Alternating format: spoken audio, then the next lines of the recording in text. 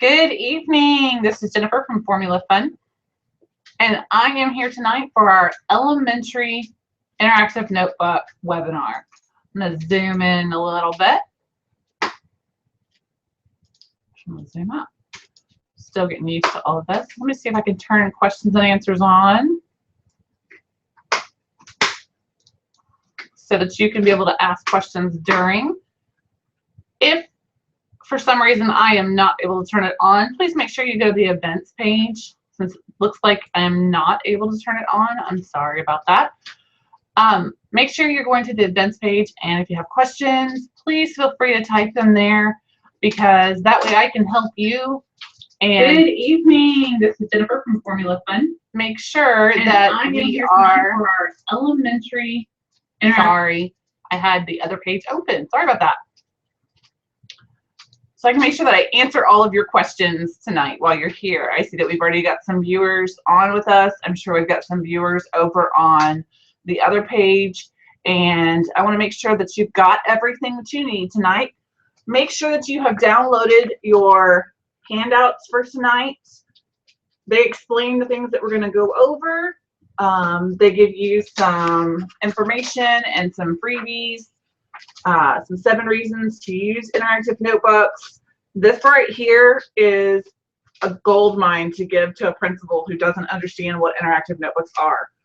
It comes from a blog post that I wrote over on Minds in Bloom, which is Rachel Lynette's blog. And this right here, I've had so many teachers just give it to their principals and say, this is why I do what I do. And so we're going to talk about some of those more tonight. Also in the packet, there is a time guideline. This is, seriously, it is just a guideline. It is not what you should do, when you should do it, how you should do it when it comes to your time.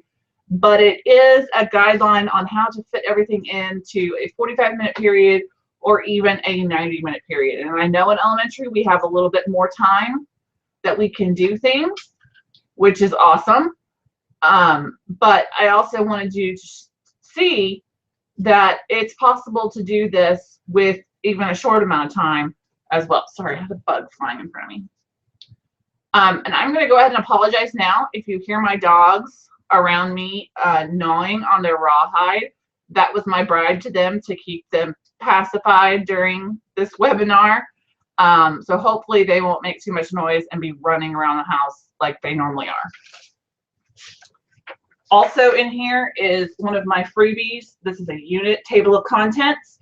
This is perfect for our younger kids being able to keep up with their table of contents, and I'm going to show you how I put this in use in a little bit. Also, there's a copy of my When I'm Absent sheet that you can also use. This is a download over on formulafun.com that you can grab for free, and it's editable over there. There is a resources page that gives you links to all kinds of good stuff. Not only blog posts by me, products that you can grab. It's a compilation of products. I'm going to show you that page here in a little bit as we go on throughout tonight. My Flippables and Interactive Notebooks Pinterest board that has so many followers, it's not even funny. In class I checked, there was over 6,000 pins on that board, and also a link to join my newsletter. And then last but not least, but sometimes the most important thing, your certificate of attendance. Some of you are able to turn those in to your districts and be able to get credit. So by watching this webinar, you can get up to an hour credit if you can turn that in. So let me look and see if we've had any questions come in just while I was going over that. I'm still getting used to understanding Google Hangouts and all of that stuff. So, you know, I click a wrong button here and there every once in a while, and I accidentally closed out my screen. So I'm trying to pull it back up. I do have my lovely assistant Meg in here with me tonight. So she is going to keep me on ball and make sure that I am answering all of your questions in a timely manner, and to make sure that I get to everyone. So please, if you have questions, feel free to type them on the event page. If you are watching this from interactivities.com, forall.com, to be able to get to that event page, there is a link over on that page. And also, if something happens, this is recorded and you will be able to watch it after the fact, or have friends watch it after the fact on YouTube once it goes live. So the first thing we're going to talk about is why we should use interactive notebooks. And for elementary age students, it's a little bit different than for secondary. One of the main reasons that I think elementary students benefit from using interactive notebooks is they're practicing their fine motor skills. We know that at a young age, students are still working with understanding how to cut and how to fold and how to do all those fine motor skills that help with dexterity and pencil grip and, you know, just many different things that go on in life. So when we give them a flippable, this is one of the ones I just created today, and it's got lines for them to cut on and lines for them to fold on, we're practicing those fine motor skills. So they're able to cut. We can test those skills right away. And the great thing about all of my flippables is I have standard guidelines. It's cut on the dashed line, fold on the solid line. Tell you, I'm going to see if Meg can help you. She may have to give you a new link to be able to get that, because it printed out just fine for me. You may need to play with your printer settings. So being able to practice fine motor skills without having to, you know, give a student a piece of paper that has lines on it and practice them cutting, or, you know, folding on a solid line. You know, this right here can test that without having to do it separately as a different standard. You're developing organizational skills. And I'm going to tell you, I taught second grade for 3 years and I taught fifth grade for 2 years. And organizational skills at those young ages are atrocious for most kids. I remember one of my lovely kids in second grade, Latrell and Chris. I had two. These were 2 different years. These 2 boys didn't understand what organization was. We could dump his desk, both of them. We could dump their desks, pull everything out, go through everything and organize it. And by the end of that afternoon, it would be back to the way it was before we dumped it. And I'm sure you have friends in your classes or in your past classes that were the same way. So when we have students keep all of their work for one subject in a notebook, we're teaching them how to organize themselves. And when we focus on the fact that we start in the beginning and we go towards the end, you know, just like a book would, you know, we don't start in the middle of the book, we don't start in the end of the book, we don't tear pages out of our textbooks. When you really teach kids about those things and you relate them to real life, you're helping them in the future. Because I'm going to tell you, as also a middle school teacher and a college teacher, I would have loved if some of my students had learned organizational skills at those younger ages. Because when they don't learn those organizational skills and we try to teach it to them when they're 13, 14, 15, or even 25 and 30, like some of my college kids, it's that much harder. You know, they've done it so long incorrectly that it takes that much longer to retrain them and get them to do it correctly. And sometimes it never happens. So when we can really start working with our kids at younger ages on how to stay organized, even if it takes repeating yourself over and over and over and modeling, it's going to sink in. Another thing is interactive notebooks allow you for a quick check. Now, in my classroom, a quick check happened every 2 weeks. I would do a course of 4 or 5 quick checks. Now, that was a secondary classroom. In an elementary classroom, when I was using notebooks of sort, I wasn't necessarily using interactive notebooks. This was 8 or 9 years ago. I wasn't using them that way, but I could go through, and if I was working on a standard with my students, let me open this one right here. Okay, so this is comparing multi-digit numbers for 4th grade. So as a class, we would have done a flippable. We would have talked about comparing different numbers. We would have shown examples underneath the flippable. We could have done an interactive activity on the smart board. Maybe we did a sort on our desks. You know, so we've gone through all of that whole group lesson, independent practice. But then now you can have your students do a journal prompt about it. Now this journal prompt says graph 9,047, 5,445, and 6,007 on a number line. Write the numbers in order from least to greatest. Describe the process that you use to compare the numbers. Now, that's a lot of things to do in one journal. But as a teacher, you are assessing how well they have understood the standard that you are using. And now, also, I know many of you have asked me is, how do I get my students to actually use their notebook? One, you have to model it. When you're doing small group, or when you're doing whole group at the carpet, or you're doing, you know, a student asks you a question that you know is in their notebook, model it. Pull out your teacher notebook and show them. Let's look for the answer. Let's look at our table of contents and see where that answer might be. Let's turn to that page. Let's reread over that information and see if we can find that information within the information that we took down together. And now if we can't, then maybe we need to delve further, or maybe that's something that's coming up.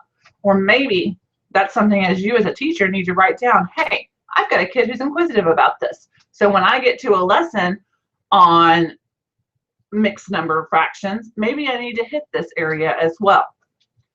So quick checks as a teacher. This is an easy way to grade and determine whether your students have mastered a concept. Now, another way, a great thing about why, or another reason why you should use interactive notebooks with younger learners is you're building a portfolio for your students. Not only to show their progress over the course of the year, but you've also are building this data notebook that you can use for parent-teacher conferences. You can use them for IEP and ARD meetings. Anytime you need documentation of a student's abilities, you've got it right there in a notebook. You're not having to collect work samples. You're not having to dig through all of your papers that you've got to grade or have graded and haven't passed out, or having a student do extra things to be able to have a work sample. You've got it all right there in a notebook. It's all there together. Now, also, by building this year-long portfolio, once you complete your grade, say you keep them at the end of the school year, pass them along to the next grade level. So if you're in an area where a lot of your students stay in the same school, they aren't transient, or even if you are in a transient area, you still will have a bulk of your students still coming back to the same school. Pass them on to the next teachers. Let them use them in the next grade level. Because what's a better resource? What would be better if those teachers didn't have to spend those first several weeks of school covering those same concepts that you know that you taught them the year prior. If they had that resource to pull out, that teacher could say, okay, let's open up to your notebook where your teacher last year covered, let's say, you know, graphing. Okay, let's look at bar graphs. What do bar graphs consist of? What do we see in bar graphs? What do we not see in bar graphs? And just a quick, teachers will just have to do a quick review and assessment over that material that you used the year prior. Now, also, interactive notebooks allow you to differentiate for all learners. So if you're looking at any of my lessons that I create, let's do this one right here. This one is on relationships of, or representing numbers. So we've got word form, expanded form, and standard form. So on the side where I would be giving a lesson, my students have cut out their material, they've colored their material. So that's tactile and kinesthetic. I could pull out the base 10 blocks when I talk about the different forms, and we could show even a fourth form. So there's a manipulative way.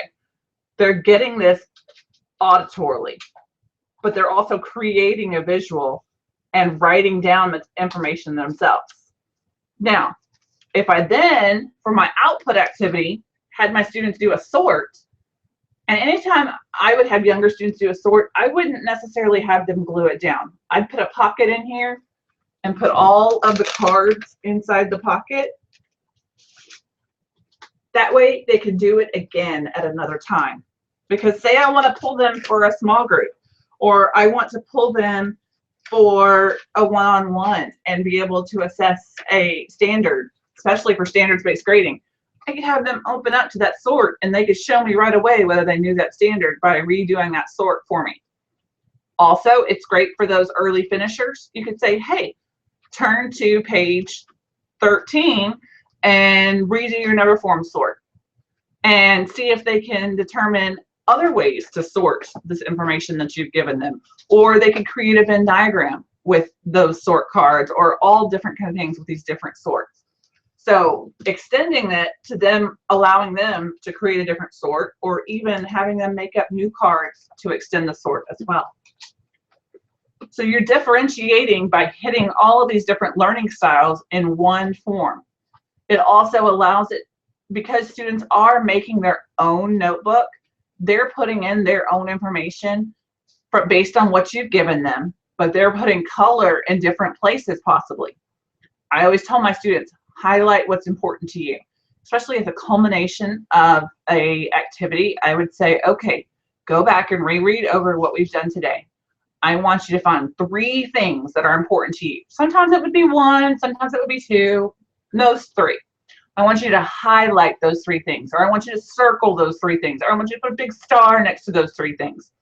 That way, right then and there, you're seeing as a teacher maybe something that student didn't know beforehand that really sunk in with them. Maybe the next day then, you could have the kids share what their important things were and discuss that together. Reviewing concepts, kids are able to teach what they have learned to another student. And remember, we all know the phrase that students remember 90% of what they're able to teach to others. So those pair shares, especially with interactive notebooks, they coordinate really, really well together. Now back to creating ownership. Creating ownership of notebooks is crucial, because if a student doesn't realize that this is their notebook, they're not going to pay attention. They're not going to do it. From day one, they have to know this is their book. This is not Mrs. Smith's book. This is not Mrs. Page's book. This is not Mrs. Bateman's book. This is Tommy's book, or this is Sally's book, or this is Xavier's book, or this is Aaliyah's book. This is their book. This is not your book as a teacher. Now, you are giving them resources to put into this book to make it their own. And you are giving them the knowledge to therefore process and put into their notebook. But you are not making the notebook for them. This is their textbook of sorts for that class. Now, some of you may be lucky enough to have textbooks for all of your subjects, and that's great. That's another available resource. When I taught with my middle school students, I didn't have textbooks, didn't have a curriculum. I had a set of standards, and that's all I had to be able to go by. Now, notebooks also allow students to be able to develop their higher order thinking skills. I showed you that journal prompt a while ago, and you saw it was several steps, several things that I wanted students to be able to do in one journal prompt. Now, as a teacher, you are able to see where they are on the different areas because you're hitting those different parts of that journal. So that journal asked, let me turn to that page, it asked them to graph numbers on a number line. That's pretty low on Bloom's taxonomy. Write the numbers in order from least to greatest. Okay, another very, very basic, low Bloom's taxonomy. Describe the process that you use to compare the numbers. That's pretty high. They are analyzing and synthesizing what they did and why they did it. And they're sharing that with you. So then they're communicating. We all know that, especially for math standards, we just added in all of these communication standards, being able to communicate why you did something in math. I know they're there for language arts as well. It's a big thing for our ELL students and even our special education students. Being able to communicate why and how you did something is important. Great way to stop right here. Talia just asked, what's an easy activity to start with for the teacher and student? Are you asking for the beginning of the year, or for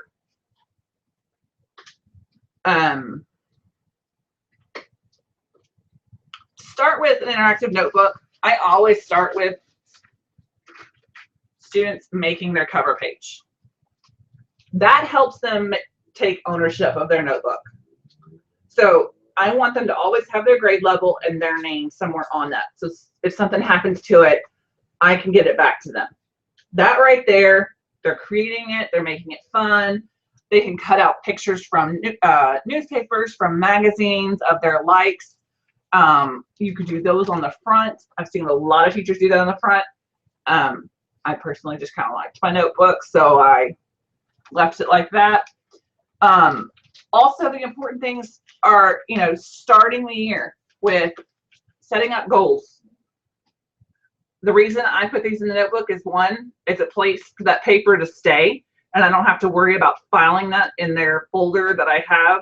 But also, it allows me to go back and refresh over the course of the year. I can do one-on-one conferences with students and see how their goals are going. And if I need to make a plan for students to be able to reach those goals, this always gives me something to base that on. It's also something I can use in parent-teacher conferences and say, okay, well, these are Johnny's goals for this year, and this is where Johnny is on these goals. So those things, for sure.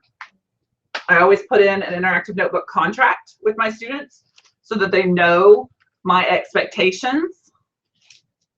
That's a free download over on formulafund.com.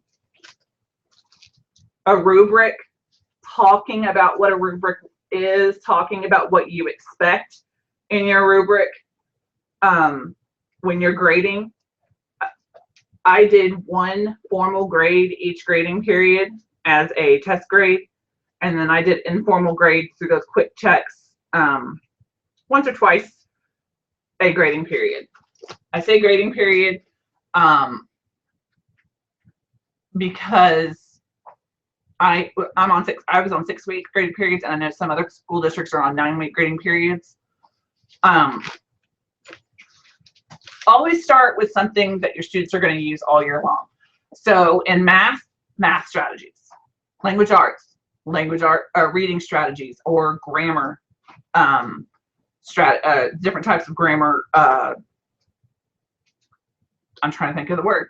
When you're correcting a writing assignment and the different punctuation, different, like the caret and the paragraph marker and all that stuff, how to edit, that's it.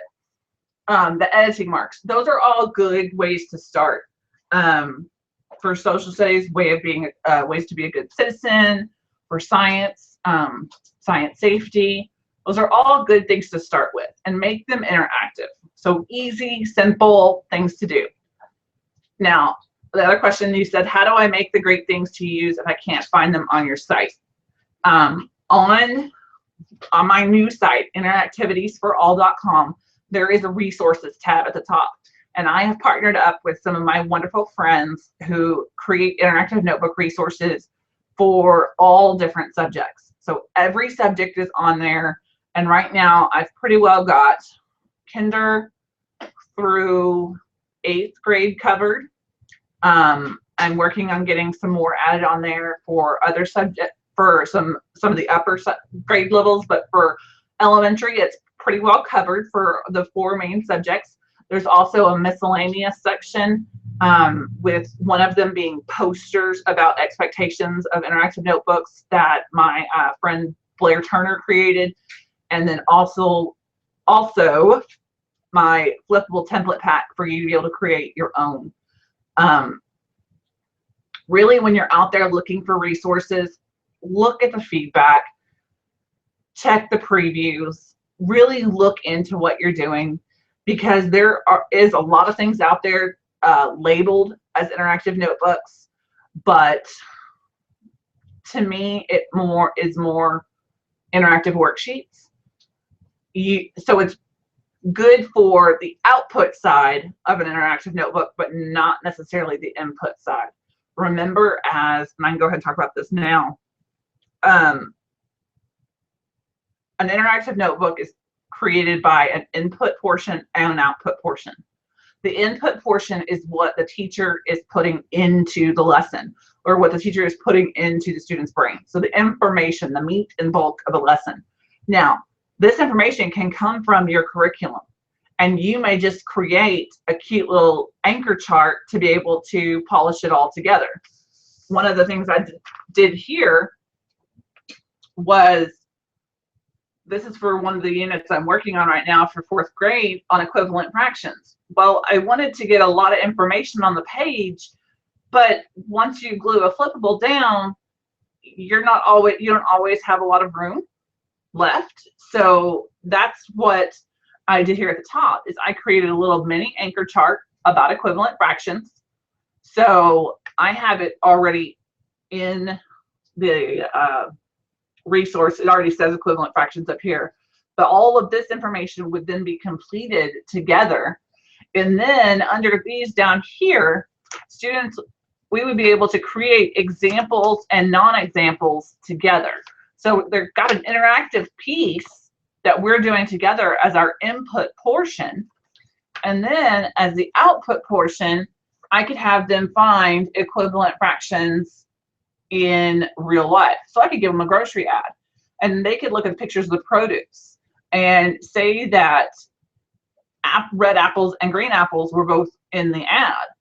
Well, they could then they could cut them out, and they could, create 2 different fractions that were equivalent. They could show that 1/2 is equivalent to 4/8 by creating pictures. You could also have them draw those out of different shapes, because that does focus on same size and same shape, not necessarily groupings.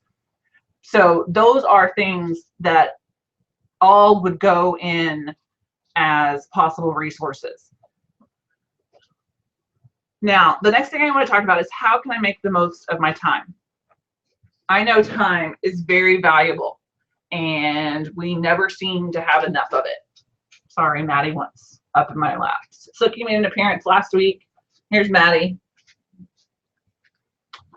So we all need to make the most of our time. So I gave you a resource on taking time for interactive notebooks, and it gives you information for a 45-minute class and a 90-minute class. And you really have to choose what's important to you in your class. And that could be based on what you as a teacher think is important, but it also could be based on what your district thinks is important. As I know, many districts require us to teach specific things. So if you have to spend 20, 30 minutes on district curriculum, then you only have that short little piece afterwards that you can spend on other things.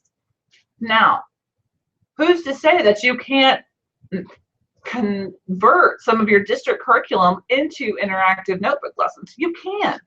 And that's part of the reason I created my interactive notebook resource, or my flippable resource, is so that you could create some of that information on your own. So if you're giving, if you've got worksheets that you've got to give your students, or you've got textbooks that you want your students, that you're supposed to be using, say you create a outline type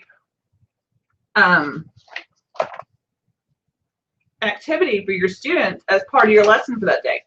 I'm trying to see if I have a copy. I like to call them preacher's notes, and the reason I call them that is because at church, my preacher always gave out a handout that had blanks on it, or it gave out an outline that he wanted us to fill in so we were paying attention throughout the sermon.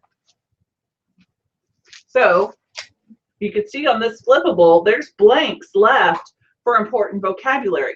So as you're going over the lesson, students are following along. Now, then you get to do some examples together. And you can talk about the steps to follow through with the process. This is over rounding. And then there's a visual created that you could put together. I would then put that up as a poster in the classroom and then follow through with some more examples down below.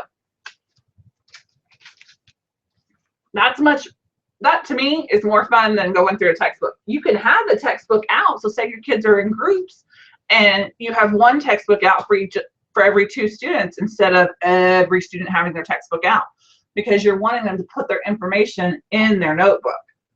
So again, it's processing that information. They're reading it from the textbook, they're hearing it from you, processing it in their brain, and then putting it into their notebook. And then they can turn around and practice the information either later on that day, later on that week in a workstation, or even as homework. They could then take that home and that's their homework, those little 8 problems right there. To me, I never needed to give a student 25 problems to determine if they understood something. And that's where we as teachers really lose a lot of our time, is because we want to make sure that our students have practice over the material, but a lot of the quote unquote worksheets that are created or ancillaries that are created, they give quite a few problems for students. They don't really take in the fact that if a student has done something incorrectly 20 times, then I as a teacher have to unteach, reteach, practice, and then reassess. So I've wasted a lot of time instead of saved a lot of time. So if after 2 or 3 problems, a student can show me how they're doing and say they're making a mistake, then I can quickly make an adjustment. Otherwise, I'm wasting time by giving them all of the extra material that they don't necessarily need. Now, the big question, cutting and gluing. Is that all it is? Now, I have had many teachers say, I can't do interactive notebooks because my principal thinks all we're doing is cutting and gluing. Or they think we're doing art projects all the time. Again, it goes back to those reasons that I gave you and the skills that you're developing and being able to show a principal or show a parent, this is what we're doing. We're building a resource. And when you make those connections with your students on why you're doing these, and they're able to tell their parents, you know, this is what I'm doing and this is why I'm doing it. You know, that really is important. So yes, it is cutting and gluing, but it's more than that. It's educational and your students are learning something. I'm sorry, I have papers all in front of me that I'm making sure I'm trying to hit things. So when you're getting started and you've made your decision to get started, do it. Jump in with all of your might and all of your force and just do it. You're going to make mistakes, and that's okay, because guess what? Tomorrow's a new day. Next year's a new year. I can tell you from experience, my first notebook doesn't see the light of the day. I honestly don't even know where it is right now. My second year's notebooks, they're a little bit better, and I've shown them time to time. And then my third year, definitely much better. And my fourth year, even much, much better. Pick the way you're going to do your notebooks. Are you going to use a composition book, or are you going to use a spiral notebook? I personally have most recently, for the past few years, used spiral notebooks, mainly because 1, they're cheaper. 2, I seem to like them and they have more room. And composition book, to me, it's just, I don't like the way they're hard to use to me. I can't fold a composition book back and take up less room. I have to have that much room all the time. Also, I had kids who are notorious for tearing out a page from composition book, and you know that with a composition book, they're sewn together. So once one page comes out, the page on the opposite side of the composition book is going to come out as well. Now, I have people ask me all the time, well, what about the spirals? I saw a great tip online, and I haven't had to do this because my notebooks are my notebooks and they go with me to workshops and stuff like this, so I haven't had the issue. But pry open that little piece right there, hot glue a pony bead on it, those really fat chunky beads that you can get at Walmart, about a big bag of them for like $3. Hot glue one of those on each end, push it back in, and you won't have a problem. It's not going to come unraveled then. Make a cover for all of your notebooks. So if you're using notebooks for multiple different subjects, make sure they have a cover on them and that students can easily distinguish them apart. I know that a lot in elementary, we may just say 2 notebooks, bring them for the school year. Make sure they say reading or they say math. So when students are pulling out their resources, they are pulling out the right resource. Or if you've got them, in one tub for each subject, just make sure they're labeled so that way if one gets in the wrong tub, especially while you're out with a substitute or this, that, or whatnot, make sure that way your students can find their materials. Are you creating your own notebooks? Are you purchasing them? Or are you going to use your curriculum guide? All of those things are possible. So if you're creating your own, find ways that make it easy for you. For me, that was creating my flippable template pack and using those 2 guidelines, cut on the dashed line, fold on the solid line. So that way I didn't have to tell my students every single day what they needed to do, where they needed to cut, where they needed to fold. Because I can tell you so many times that I've done flippables in class before I had done the templates. I would go through so many pieces of paper that were wasted because things were cut incorrectly or folded incorrectly or this, that, or whatnot. If you're purchasing, look at the feedback, look at the examples, look at the previews. Make sure that it will work for you. Or if you're using your curriculum guide and creating your own, that's great as well. Make sure to allow time for your kids to write, your kids to draw and illustrate, and just explore in their notebook. Sometimes you may want an output for a certain standard, and it's okay if you put up 5 choices on the board and they get to pick. How cool would that be if you put up different choices on the board and they got to pick which one they wanted to do to show you what they know? And I like to call it that way, call it that a lot when I was working with my students, is your output is your show me time. Show me what you know about this topic. And when you kind of give them that little bit more of ownership and they're able to show you what they know and they're able to choose how to show it, you're going to get them to buy in even more. Do not expect your kids to be perfect. Just like we as a teacher aren't perfect every single day. There may be a better way to teach something. There may be a different way to have covered something. They're not going to be perfect, and that's okay.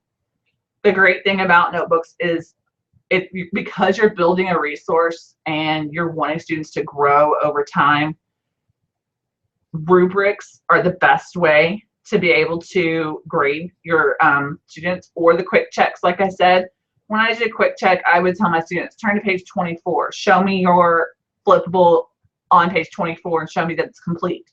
Well, if they completed it, they get a check for that day. Say I did 4 of them over a 2-week time period. If they got all 4, that was 100. If they got all 5, that was 100. Based on that. Make sure you are consistent. But another great way is to use a picture rubric. I'm going to have that linked up on the post for the webinar over on Interactivities for All.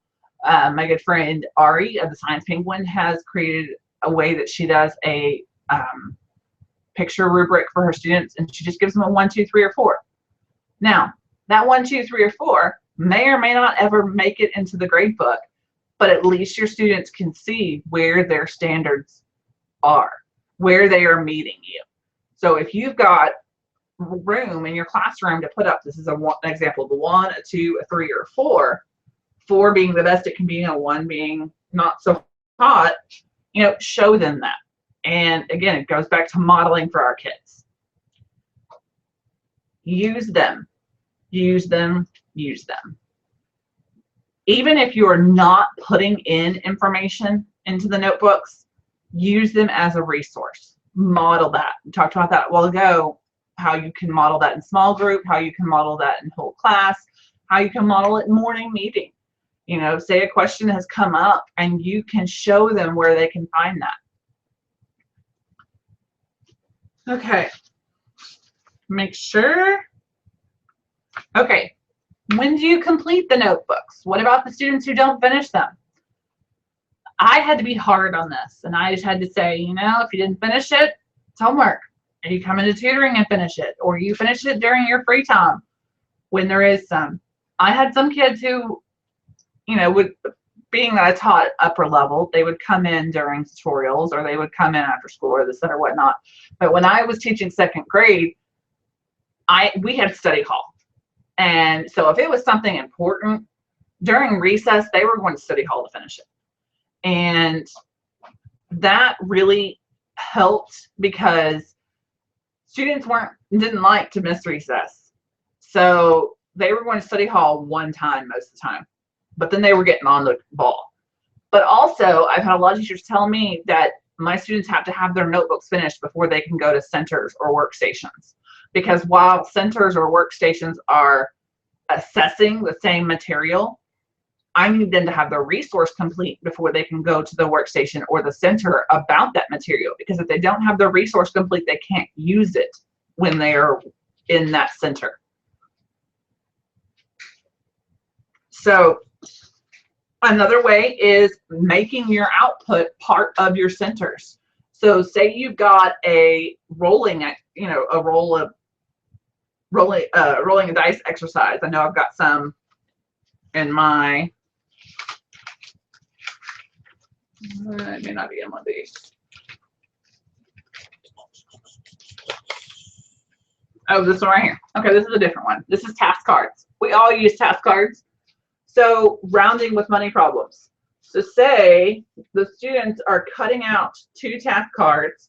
They're solving their task cards on the mat, and then they put it in their notebook. That could be a center really, really easily. All it takes from you is a half sheet of paper for the task cards for them to cut out, and then the pocket for them to glue it in. That's it. You would, as a teacher, make a model, of course, on how to show it beforehand. But like I said, oh, this one right here. This one involves playing cards. So again, they could do that as a center. They're drawing 4 playing cards, putting it in the greatest order and putting it in the least order as a number. And then they're talking, processing 4 other questions about those 2 numbers that they've created. And that's it. That's it. Those are easy centers that are already created. You're not having to really do a lot of work. You're having to make the copies for the materials they need. You're having to create an example ahead of time. I would say create an example in your notebook, make a copy of it, color copy, laminate it. Lamination is your friend. And add that into the center along with the copies. You're done. That's it. So I know that when I was teaching second grade, I was always racking my brain to come up with centers every week. Use your interactive notebooks as a way to be able to create centers easily. Types of output could be anything from journals to task cards to sorts to practice problems to creating problems to writing stories to brainstorming to cutting out things from a newspaper. So I know we always did a noun sort in my classroom, and we sorted them into person, places, of things, and animals. Well, they could create a flippable, put that in as their output, and find things in the newspaper and glue them under the correct location. All of that is really, really easy, and those are forms of output because you're allowing the students to show what they know. And then moving on to using notebooks as a reference. When you are using them in class, and say you are, say your kids are doing an independent activity, have them pull out their notebooks, review on where that information can be found in their notebooks, or maybe do a scavenger hunt and say, if you're reviewing for a test, great way to do it. Do a scavenger hunt and they can find all the information to help review for their test in their notebook. They can easily write on there where they found it in their notebook, and that's an easy way for you to see whether their notebook is complete and ready, and it allows them to study even further because they're reviewing their material as they're looking through and answering a study sheet, or even as a game. Say you're playing Jeopardy in class, let them use their interactive notebooks. In my class, I always let my students use their interactive notebooks on quizzes. They didn't use them on tests, because I can't tell you how many times a day I go to Google to find out an answer. Google is my best friend. It is my resource. The last thing I want to talk to you about is just some management tips in an elementary classroom. Find a place to store your notebooks, whether it's in a desk, in a crate, or in a stair-like container at the end of all the desks, wherever you're going to keep them. Make sure they're labeled, make sure they're easily accessible for all of your students. Also, make sure students know who's able to get into those notebooks. Is it the table leaders that go and get them? Is it a class job? Is it you pass them out? Are the students able to get them at any time they need them? Do they keep them in their desks? When are they allowed to be out in class? Make sure you read the directions to your students. Just like anytime we're doing any type of activity with our students, we know that reading the directions is important. So read it out loud to your students. Have your students read it to themselves before they get started. Do not give an answer to something when you're teaching until all the students have done something. Okay? So if you are teaching a lesson and you ask them a question, or, you know, say you're filling out a flippable, say you're filling out this flippable right here, and say Taylor knows what expanded form is, and she wants to go ahead and write what expanded form is, and she wants to go ahead and, but make sure if you're still on word form, don't answer and don't go ahead, because then it's going to lead to confusion, and then it's also going to lead to frustration by you because you're repeating yourself. Now, remember, there isn't one way to do interactive notebooks. There isn't. There are millions. There are limitless. The main thing that I like to focus on is the input and output. As long as there's input by a teacher and output by the student, you're doing an interactive notebook. And that's crucial, because it's not a teacher notebook, it's a student notebook. Now, if you have any further questions, I would definitely suggest that you check out my FAQ on Interactivities for All. I have put together all of my most asked questions that I receive on a daily basis, weekly, daily, and compiled them all together. And if you don't find your question there being answered, please feel free to email me at formulafun@gmail.com. Also, don't forget the resources page over at interactivitiesforall.com. This is a new site that I've created, and I am making sure that I focus on interactive learning on that site. Interactivities is a new term that I coined, and it's something that I'm passionate about, and so that's why I wanted to give it life into a new site of its own, separate from formulafun.com. Now, I'm still at both of them. You can still find me in both places. Interactivities for All is just focusing on the interactive learning in your classroom. So I want to make sure that I've answered all your questions. I'm on the event page, and I currently don't see any questions, but I'm going to open it up to see if there are any other questions as we are processing through. Please feel free to ask. I know that there are quite a few of you who weren't able to view this live, and that's perfectly fine. Please feel free to email me. Also, tomorrow on interactivitiesforall.com, I will have a wrap-up. It will have the embedded YouTube video from this Hangout, as well as links to several resources, including a book that I have found that is available on Amazon, and it's about the glue debate. We know that kids have a hard time with glue, and they seem to always get messy no matter what we do. So I found a book, and I'm trying to find the title of it. I'm trying to get over there right now. That is called Too Much Glue. And so it's a great book to start the year with, or even review throughout the year, that will appeal to all of your students who love to get messy. It is a student who really loves his glue. But then I've also got some links to some of my friends' websites about organizing your interactive notebooks. using interactive notebooks with young learners, a video on how to get your students hooked, interactive science notebooks. I've got a link to the example picture rubric that I told you about, turning games into center activities for your interactive notebooks as well. So I've got all of that coming for you tomorrow, as well as the embedded file. Angela asked, would you use these in the kindergarten grades? I would. I have had some kindergarten teachers in workshops, and I've even created a kindergarten math interactive notebook. And I have had teachers say that this is awesome because they're not keeping up with a big portfolio to send home at the end of the year, or they're not keeping up with individual pages here and there and whatnot to be able to assess their students. Because I know that in the kindergarten around me, they assess standards, not subjects. So in this interactive notebook, you're able to keep it all together. I know that Deanna Jump has a great literacy and language arts and reading interactive notebook for kindergarten, and then I have one for math.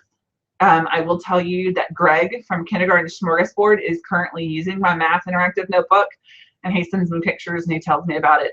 He's working on some videos once he gets back from fall break that I hope to have out and be able to show you soon. So, but definitely don't feel overwhelmed that you're having to put information in your interactive notebooks every single day. Some days you could simply, you know, do something on a piece of paper, and the next day, or even, you know, you as a teacher could then go put it in their interactive notebook. And then you could pull it out later on and say, okay, see, now we've got this resource that you did, and it's already in your interactive notebook for you. Or let's put this in your interactive notebook and practice, you know, just a dot, not a lot.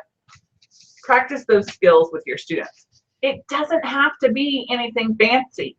It doesn't even have to be foldables. You could give your students pictures for them to sort, you know, all these different things, or they can draw things, or, you know, when I was back in second grade, you know, the first form of interactive notebooks that I can really think of are in my writing lessons. I would have my students, I would give them a prompt already typed out after we had talked about a certain thing, and they would write on that prompt. So maybe we would talk about theme, and we would talk about different types of theme, and then I would give them one specific theme to write about. So we were, you know, I wasn't giving them a place to put the information in their interactive notebooks, but I was giving them a place to show me what they know in their notebooks. So definitely I would use them in kindergarten. I've had even some teachers who are in pre-K who will use them as well, again, because it's a way to be able to organize all the paperwork. And we know as teachers that paperwork gets crazy. So I don't have any other questions at this time. I do want to thank you all for being here tonight. Don't forget to check out interactivitiesforall.com. And if you have any questions, please feel free to email me at formulafun@gmail.com. And I hope to see you next time, or check me out on my Facebook at facebook.com/formulafun. Thanks, and have a great night.